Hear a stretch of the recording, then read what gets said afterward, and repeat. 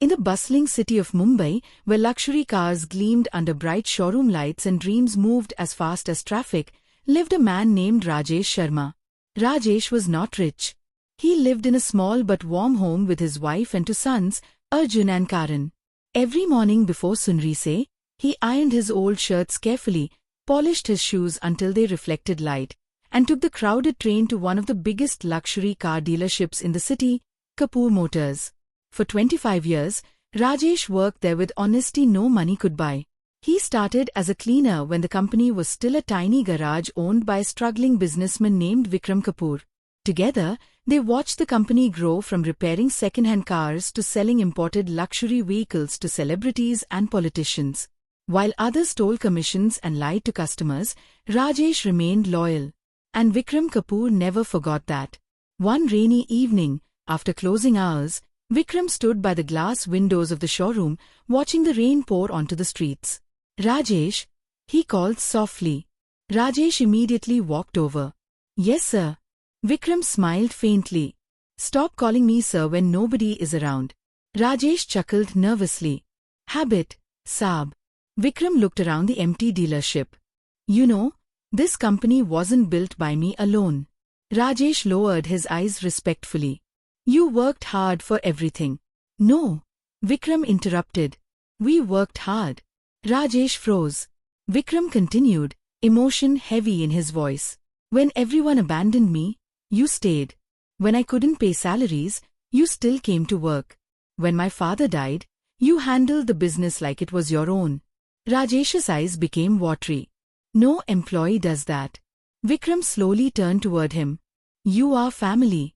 Rajesh smiled humbly. "You have already done too much for me and my children." But Vikram's expression became serious. "I want to do something more." Rajesh looked confused.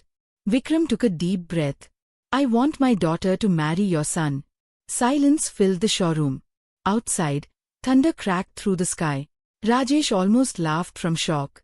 "Saab, what are you saying?" "I'm serious." "But, your family is rich. We are ordinary people." Vikram shook his head firmly. "I trust your values more than rich families." Rajesh stood speechless. Vikram smiled slightly.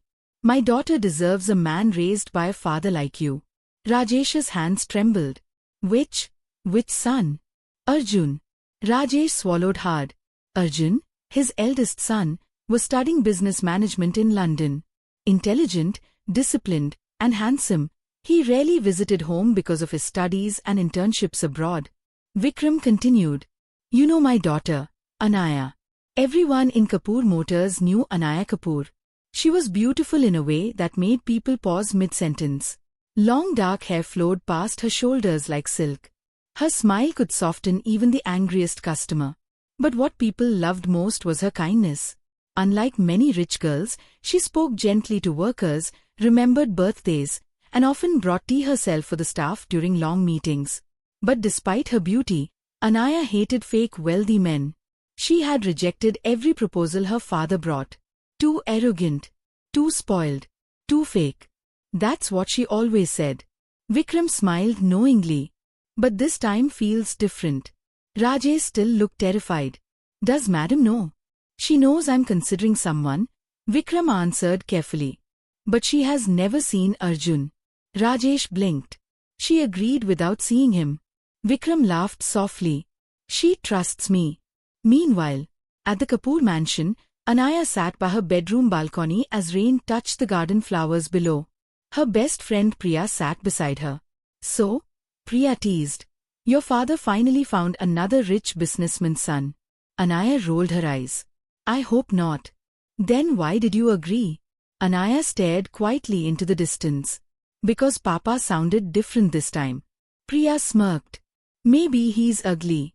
Anaya burst into laughter. "I don't care about looks." "Liar." Anaya smiled shyly. "Okay, maybe a little." Then her expression softened. "But I care more about how he treats people."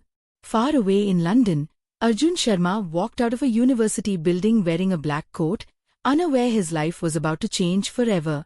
His phone rang. "Papa." Rajesh's voice sounded emotional. "Beta, I need to tell you something important." Days passed. Preparations for the engagement began secretly between both families. But not everyone was happy. Inside the Kapoor mansion, Vikram's younger brother, Rakesh Kapoor, slammed his hand on the dining table. "You want your daughter to marry a worker's son." Vikram remained calm. "Rajesh is more honorable than most businessmen. This will ruin our reputation." Anaya listened silently from upstairs. Rakesh continued angrily. "What will society say?" Vikram's voice became cold. "I don't build my family based on society." But Rakesh's eyes narrowed dangerously. "You're making a mistake." Meanwhile, rumors spread through the dealership. Some employees became jealous. A mechanic's son marrying Kapoor's daughter. Impossible. He trapped the boss. Rajesh heard every insult quietly. One night, he sat alone outside his home, deeply disturbed. His younger son Karan sat beside him. "You're worried." Rajesh sighed heavily. "Rich people and poor people live in different worlds, beta." Karan smiled. "Maybe Bhaiya will change that." Rajesh looked toward the stars silently. Then finally, the wedding day arrived. A massive royal wedding venue glowed with golden lights, flowers, music, and hundreds of guests. Anaya sat in her bridal room wearing a breathtaking red lehenga embroidered with gold. Her hands trembled slightly beneath the jewelry. Priya grinned beside her. "Nervous?" Anaya whispered softly. "What if he doesn't like me?" At the same time, Arjun arrived at the venue after years abroad. Dressed in an elegant ivory sherwani, tall and calm, he stepped out of the car while guests stared in shock. Even Vikram smiled proudly. He looks exactly like his father when he was young. Inside the bridal room, music echoed louder. "It's time," someone announced. Anaya slowly stood. Her heart pounded.